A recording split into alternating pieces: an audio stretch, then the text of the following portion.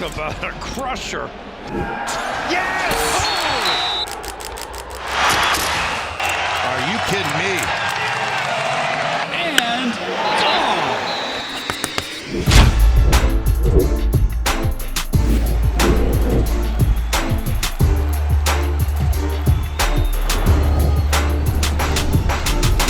Welcome back to the Schoolyard Sports podcast. On this podcast, Lane Frank, we're now on episode 183. Yes, 183 episodes through, and I got an action-packed episode planned for you. We're going to be breaking down week 4 of college football, week 3 of the NFL, playoff time coming up for the MLB, and so much more. Stay tuned for a great episode 183. Let's hop into it. Let's start off episode 183, how we always do, the headlines in the NFL. Let's break down every game from the NFL this week, starting with last week's Thursday Night Football, Bills versus the Dolphins. The Bills came away with the win, but that's not the headline. Tua Tagovailoa suffering yet another concussion is the headline, and that's just horrible to see. Is Tua going to have to retire? That's the question today. Is Tua going to have to retire? Because he's on the IR now, and if you're on the IR from concussion, that's a bad concussion. I don't think this is a bad concussion. I think that Tua has had so many concussions now to where every concussion has to be taken a precaution, like every other concussion should be, but especially with Tua Tagovailoa. I heard someone say, it's not like you're hurting your shoulder. It's not like you're hurting your stomach. It's not like you're hurting your leg. You're fine after a week. At least for about a week. Or maybe for about a few years. Then after a few years, your brain can start to deteriorate. A lot of things can start to deteriorate. CTE, we don't want that happening with Tua Tagovailoa. But if he keeps on playing the game of football and he keeps on getting concussions, that unfortunately might just happen. Let's move things over to the Sunday games. The Saints took on the Cowboys. What a great one that was. I'm not going to lie. Saints are looking like the best team in the NFL. They have scored in every possession with Derek Carr as their quarterback. Tampa Bay Buccaneers got a great win. Baker Mayfield played well in that one. Taking down the Detroit Lions, big win. Baker Mayfield lost in the divisional round last year. Baker Mayfield playing like an MVP candidate 2 games so far in the season. Packers, they took down the Indianapolis Colts. Malik Willis, really one of his first wins of a starting quarterback in his very young NFL career. He had a few. Tennessee Titans, and I can say really good one with the Indianapolis Colts. Has a great game coming up this week against his former team, Tennessee Titans. Let's see if Jordan Love comes back. Probably not. It'll be Malik Willis versus Tennessee Titans this week. Let's hope so. Wait for that pick coming up at Schoolyard Sports NFL Game Day. The Jets had a great win against the Titans. Will Levis struggling again. Brian Callahan, he doesn't know what to say at the podium. That's all I'm going to say. He acts like he doesn't know what he's doing as an NFL head coach. He's at the podium. He throws down his players, throws down everything.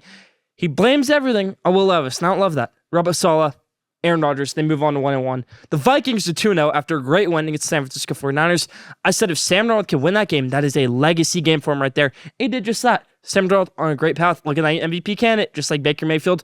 We have a revitalization, everybody. The 2018 NFL quarterback draft class. Baker and Sam Darnold were the first 2 quarterbacks picked in that 2018 draft, which was supposed to be a legendary NFL draft. Both guys looked like busts at one point. Now they're on great teams, great trajectory for both those players and both those teams. Seahawks, rookie head coach Mike Macdonald, 2-0 so far as an NFL head coach. They got a nice win over the Patriots. Commanders, they move on to 1-1. Jaden Daniels gets his first career NFL win. Great for him. Still no passing touchdowns for any of the rookies, but Jaden Daniels has been playing pretty well. Win over my New York Giants. Los Angeles Chargers, Jim Harbaugh, 2-0, and Jim Harbaugh has not lost a game since December 31st of 2022. Yes, Jim Harbaugh is on fire for the Los Angeles Chargers. Cleveland Browns, they get a nice comeback win against Jacksonville Jaguars. Rough game last week against Cowboys. Get it back this week against the Jacksonville Jaguars. Good for the Browns. Las Vegas Raiders, they get the big upset win of the week over the Baltimore Ravens. Shocked me, shocked everybody. Gardner Minshew played well when it mattered. Minshew Mania is back, everybody. Arizona Cardinals, shocked me. I think shocked a lot of other people, especially Marvin Harrison Jr. 41-10 of the Los Angeles Rams. Marvin Harrison Jr. really surprised me. I said with Marvin Harrison Jr., okay, that first game was really rough. He didn't play well. He didn't play his first year at Ohio State. Maybe this would be like a redshirt year for Marvin Harrison, a learning year. No. What he showed me on Sunday was this guy's ready to be an all-pro this year. What a game that was to Marvin Harrison Jr. and the Arizona Cardinals. Great for Kyler Murray. Great for Jonathan Gannon. Great for this Arizona Cardinals team. Pittsburgh Steelers are 2-0 with Justin Fields as their starting quarterback. They're playing the Chargers this week.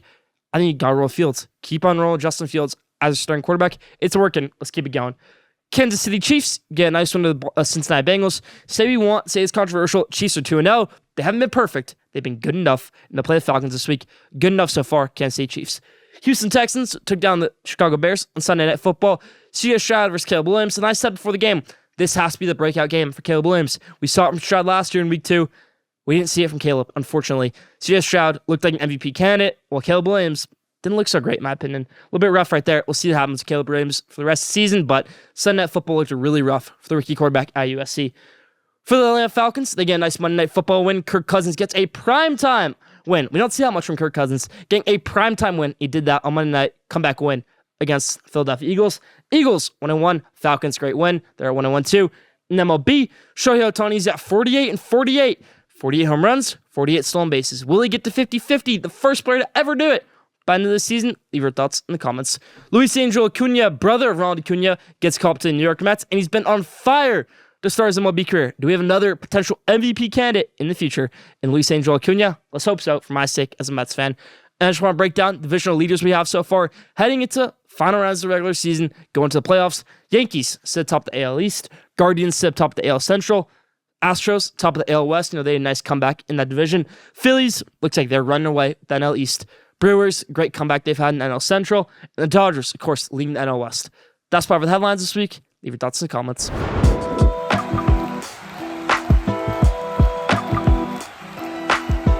Now, Schoolyard Sports NFL Game Day. Previewed it a little bit in the headlines. Did it on the radio earlier this week. Really excited for it. Let's go. Schoolyard Sports NFL Game Day. You know the rules. Pick the best games of the week, and we'll get that perfect record. Patriots versus the Jets. Let's go with the New York Jets. Patriots a little bit rougher in week 2 than they were in week 1. They got lucky in week 1. Jets defense locks down Jacoby Brissett and this awful receiver core of the Patriots. Jets over the Pats, 2-1. They get to a winning record for the first time in a very long time in New York. Giants versus the Browns. You know what I'm going to say. I'm a diehard Giants fan. Diehard Giants fan. This is no good Giants team at all. Let's go the Browns over the Giants. I don't think either of those teams are playoff teams, but Browns, they win this one over the Giants. Packers versus Titans. Let's go the Packers in this one. I love a good Malik Willis revenge game right here against Brian Callahan. The biggest joke in the NFL right now behind Dave Canales is Brian Callahan, and that keeps going right here. Packers over the Titans. Texans versus the Vikings. The game of the week. Sam Darnold versus CJ Stroud. 2 MVP candidates. Justin Jefferson versus defense. Stephon Diggs and Danielle Hunter's return to Minnesota. I'm going to go with the home crowd. I'm going to go with the home team. Vikings over the Texans. Eagles versus Saints. Cited in the headlines. Saints might be the best team in the NFL. They've scored in every possession with Derek Carr as their quarterback. Saints over the Eagles. Chargers versus Steelers. Jim Harbaugh hasn't lost in 2 years. Keeps that streak going. Over the Pittsburgh Steelers and Mike Tomlin. Chargers over the Steelers. Dolphins versus Seahawks. Let's go with the Seahawks. Dolphins have a joke of a backup quarterback in Skylar Thompson. Skylar Thompson wasn't that good in college at Kansas State. Definitely hasn't been good in the NFL. I love a good defensive coordinator as a head coach, Mike McDonald, to slice and dice this Dolphins offense. Let's go with the Seahawks. Take down Miami Dolphins. Low scoring affair. Let's go 17-3. Dolphins don't get any offense this one. Seahawks over the Dolphins. Ravens versus the Cowboys. Now this should be a low scoring affair if it's 2023. Now we're dealing with 2 new defense head coordinators. Mike Zimmer for the Cowboys. Zachary Orr for the Baltimore Ravens. Ravens give up a lot of points in week 1 and week 2, and Cowboys give up a boatload of points last week. I'm going to go with the Ravens over the Cowboys in this one, 36-27. Let's go Ravens. Lions versus the Cardinals. It's a really good game. I think the Lions had a lot of mistakes last week. They had Jared Goff throwing the ball way too much. They got away from their identity. You have 2 great running backs, a receiving running back in Gibbs, and a power back in David Montgomery. Dan Campbell's guy is going to adjust to that.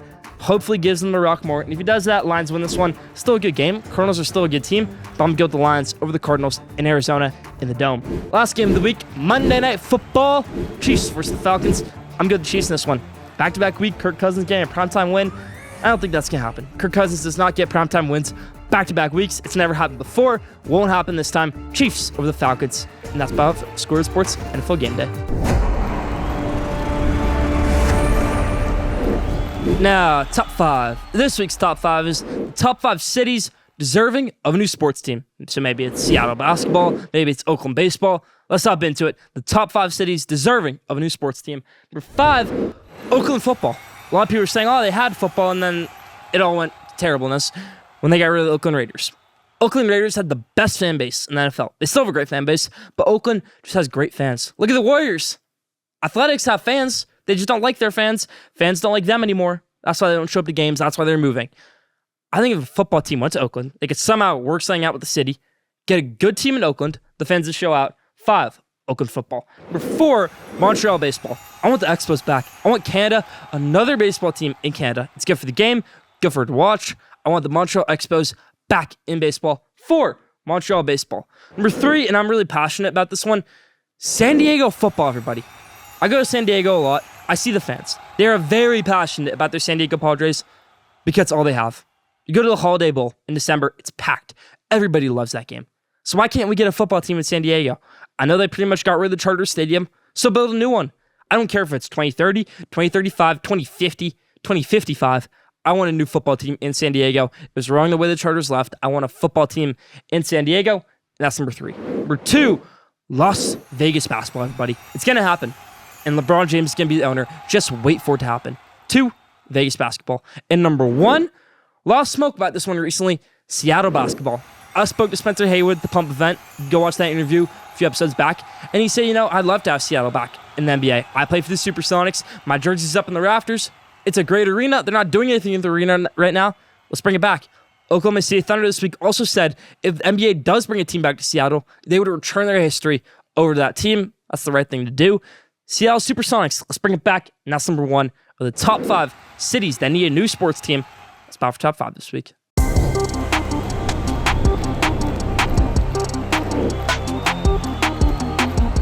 Now, did you know? This week's Did You Know is, did you know Randy Arozarena, who's been a great player in the MLB since 2020, actually won ALCS MVP before he won Rookie of the Year.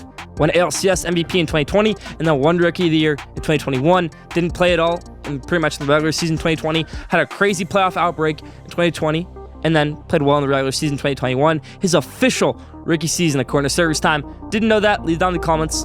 That's about for Didn't Know this week. Now, my GM hat. Some people don't like it when I always give my 2 cents on things. But we're going to do it right here. I'm going to give it on Florida State football.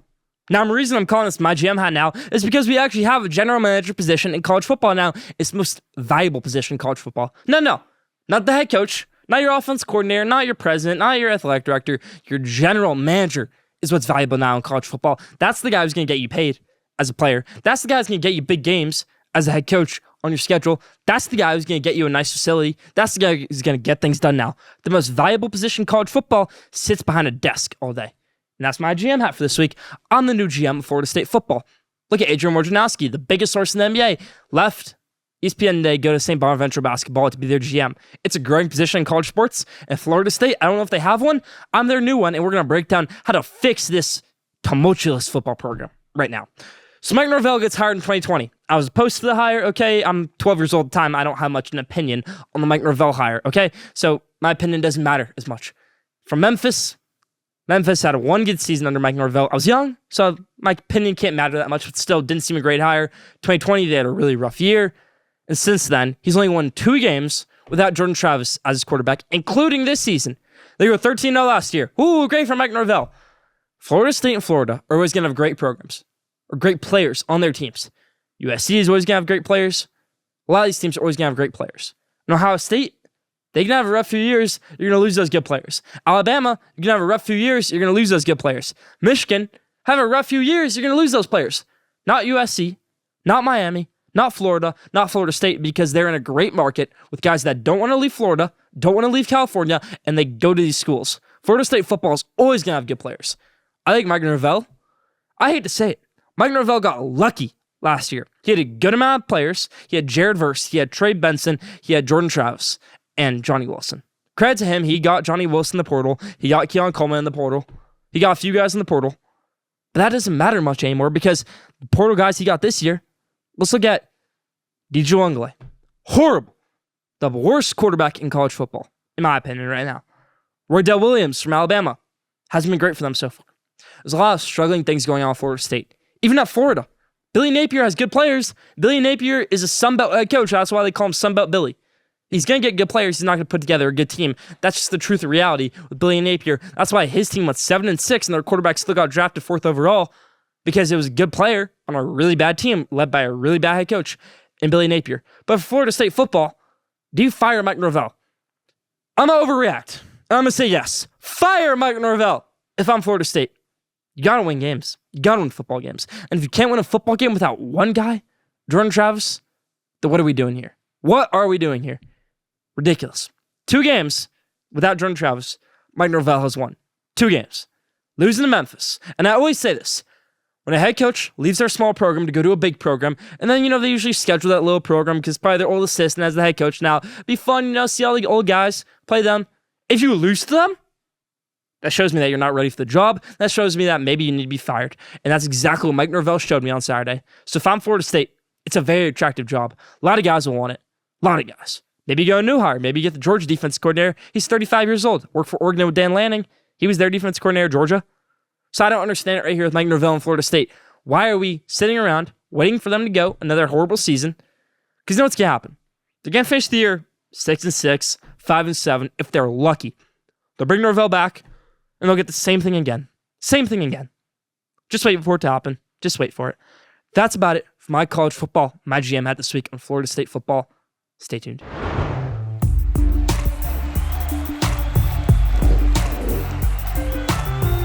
Now, our spotlight for this week is on Trevor Lawrence. The reason why it's on Trevor Lawrence is because he's been getting hate from me recently.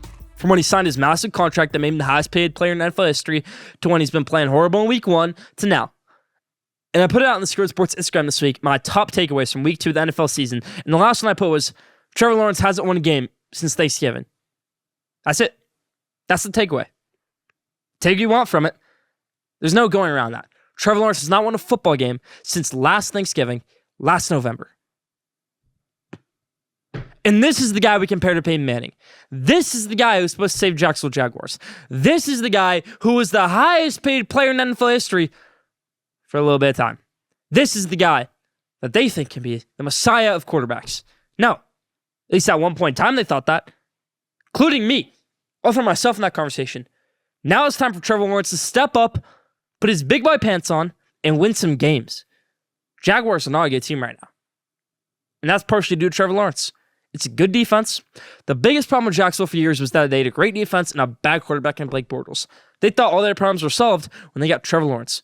Apparently not. Apparently not, everybody. Trevor Lawrence, the pressure's on you, who hasn't won a game since last November, last Thanksgiving. Pressure's on, Trevor Lawrence. Win some football games. That's about it for my spotlight this week on Trevor Lawrence, who was supposed to be Peyton Manning. And Peyton Manning had a rough start to his career, but he didn't go this long without winning a game. That's about for my spotlight this week. Leave your thoughts in the comments.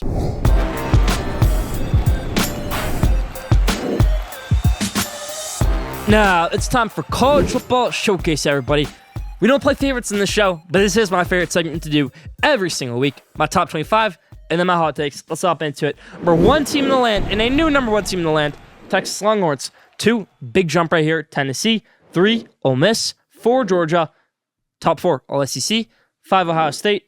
6, Alabama. Alabama, going on the road to Wisconsin, probably took care of business. Maybe should have done a little bit better fashion. It was a good game, but still, I think Tennessee, I think Ole Miss, I think Georgia and Ohio State are stronger as of right now. 7, Missouri, get a good win against Boston College. 8, USC, it's going to be a great battle against Michigan this week. You're just going to have to wait and see my pick on that in the hot takes. 9, Miami, taking care of business against a random D3 school that they're playing every week since they played Florida. That's what it seems like, but again, taking care of business. 9, the country. 10, Oregon, good business against Oregon State. 11, Michigan. Here's where people start to go crazy. 12 through 25, I don't think is a better team than Michigan. 11, Michigan. 12, Penn State. This team almost lost to Bowling Green State. Still a good team, but not above Michigan. 13, Utah. Utah is a great battle this week. Oklahoma State. Isaac Wilson started last week. Brother Zach Wilson looked a little better than his brother, who's on the Broncos right now. Cam Rising, hopefully back in this one for Utah. 14, Oklahoma, and they've got a great battle this week against my number 2 team, Tennessee. Josh Heupel makes his return to Norman, Oklahoma, where he won the Heisman for them, was a coach on their staff. They did him dirty, and now he's going back to Norman for the first time in his coaching career as a head coach. 14, Oklahoma. 15, LSU. Great one last week against South Carolina.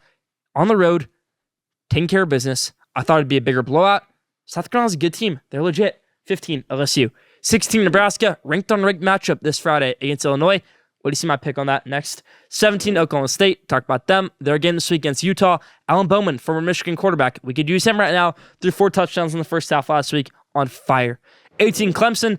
Dabo Swinney has really rallied the guys since that Georgia game. They've been playing well ever since. 18, Clemson. 19, Syracuse. Kyle McCord. Fran Brown, head coach. Doing a good job so far for the Syracuse Orangemen.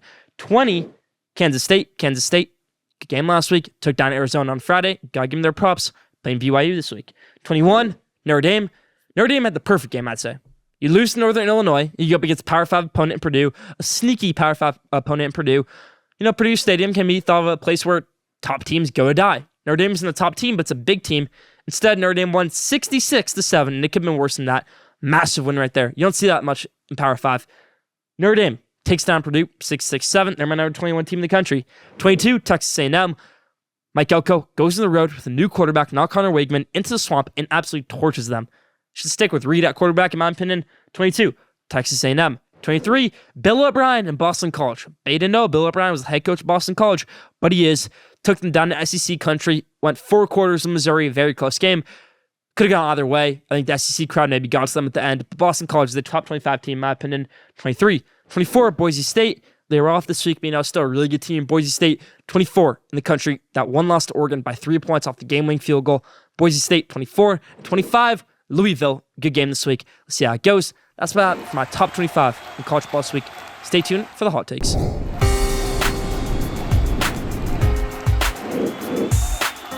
Now, it's time for my College Football Showcase hot takes. 6 every week. We had a good week last week. Let's keep that going. First one, Friday night game, Nebraska versus Illinois. I'm going to go with Nebraska, and this one, Nebraska, Dylan Raiola, really good team. I think Brett Bielema, Illinois, they're building a good program. Luke Altmaier is not a bad quarterback for the Big Ten standards, but Dylan Raiola could be a Heisman contender in his freshman season. Matt Rule's got great things going for that fan base, for a great team. I saw a funny sign that said, oh, so this is the Husker football my dad was talking about. Yes, Nebraska football, way before my time, was legendary at one point, and Matt Rule's trying to bring that back. It was a great hire for them. Nebraska, they get a win over Illinois on Friday night. Next one, BYU versus Kansas State. A good Big 12 showdown. Both teams undefeated. One team is ranked pretty high in Kansas State. One team's unranked at BYU. I like BYU at home. Place where teams go die, you call? BYU upsets Kansas State on Saturday night. Next one, Oklahoma State versus Utah. Utah, again, good team, but health concerns of Cam Rising. Isaac Wilson, can he get the job done? I don't know. Alan Bowman played really well last week. Ollie Gordon, Mike Gundy, they got a good game plan. Let's go with Oklahoma State, the Cowboys, over Utah on this one. Next one, Colorado versus Baylor. Colorado making their Big 12 debut. Colorado really shut some of the haters last week, beating down on Colorado State, something they couldn't do a year ago at home. And they did it on the road this year, beating them down. This is a better Colorado team. This is an improved Colorado team. They had a good offensive line last week. They ran the ball well. They played well. They're going against Dave Aranda, a defensive head coach. It's going to be tough. Biting the Colorado Buffaloes, get it done on Saturday in their Big 12 debut over the Baylor Bears. And that's tough for Baylor. All eyes going to be on Dave Aranda. Good win for Deion Sanders right here over Baylor. Next game, one of the best games of the week, Tennessee versus Oklahoma. Everybody in Norman, Oklahoma is going to be raring up and ready to go for this game. But Tennessee is the number 2 team in the country, in my opinion, for a reason. For my rankings, at least. Not an AP poll. For the Schoolyard Sports poll, they are the number 2 team in the country. They have absolutely dominated both their opponents on both sides of the ball. Nico Iamaleava is playing like the best quarterback in the country. James Pierce is a great defender. They're playing really well. Great sound football. They could have hung 100 on Kent State last week if they wanted to. They stopped it at 65, the bleeding. Tennessee over Oklahoma. It's going to be close. 34-27. Give me Tennessee over Oklahoma. A really good team for both teams. SEC action, SEC debut for Oklahoma, and they can't get the job done over Tennessee. I like the Volunteers. Road win for Josh Heupel. A bad blood type win for Josh Heupel. Left a bad taste in his mouth when he left Oklahoma. The way all that went down. Bob Stoops, he didn't want to talk about it this week because Venables and Heupel were on the same staff at the same time. Now their head coaches going up against each other. But I'm going to go Tennessee over Oklahoma. And now, it's time for the game of the week. The Michigan Wolverines going up against the USC Trojans. USC's Big Ten debut. Alex Orji's first start of his career in the Big House. The first ever stripe out in the Big House. It is such a great game. Such a great environment. I can't wait for it. But here's my pick. I think Michigan can run the ball well against this good USC defense. I think Miller Moss can torch this Michigan defense. This Michigan defense is not adjusted to the pass well at all this season. It's going to be a struggle for them. But I think at some point in the fourth quarter, Michigan will lock down and they'll get the win. Let's go, Blue! Michigan over USC. Go Blue over USC. 31-24, Michigan over USC. And that's about the hot takes this week.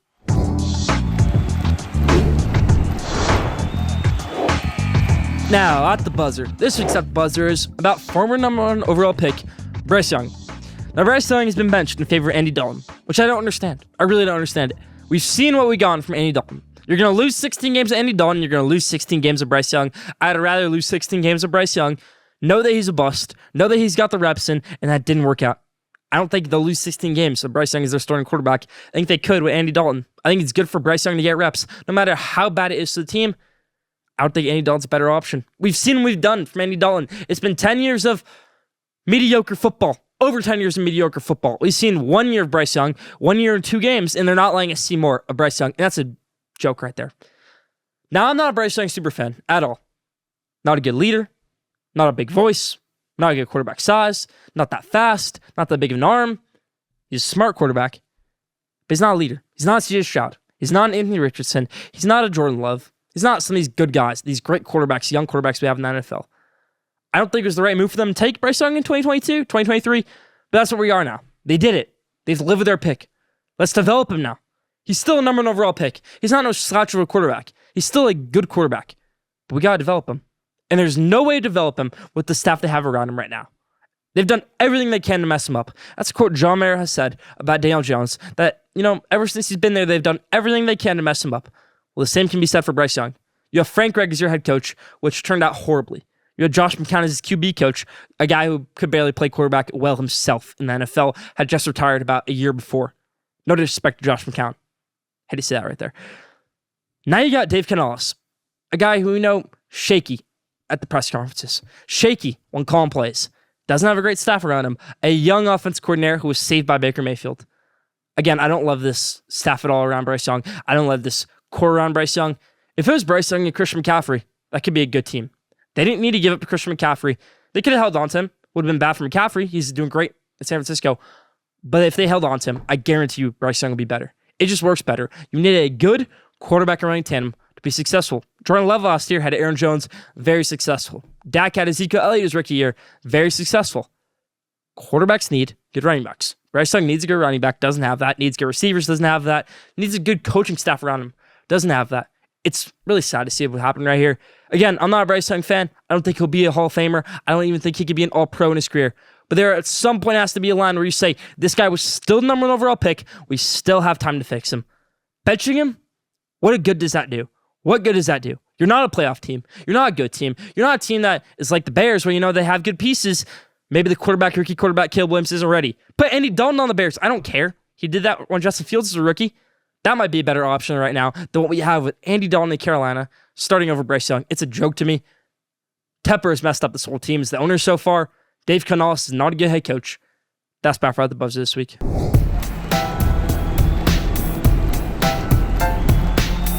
Now, the best for last question day. This week's question day is, who will win NL MVP?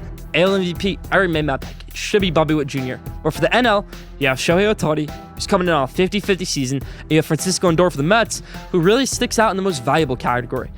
Dodgers don't need Shohei Ohtani. He's most outstanding. He's not the most valuable. Francisco Lindor might be the most valuable player in MLB, at least the New York Mets. That's why I think he should win MVP right now over Shohei Ohtani. If there's the most outstanding award, it goes to Shohei Ohtani. But if there's the most valuable award, which it should go to Lindor. And that's Bob question day this week. Who will win NL MVP and your eyes? That's Bob Schoolyard Sports and Lane Frank, episode 183. Thank you for tuning in. Follow Schoolyard Sports on Instagram at Schoolyard Sports. Follow Schoolyard Sports on X at Schoolyard Sport. Don't forget to subscribe, rate, and review for the best sports content in the world. Be back next week, episode 184. Stay tuned.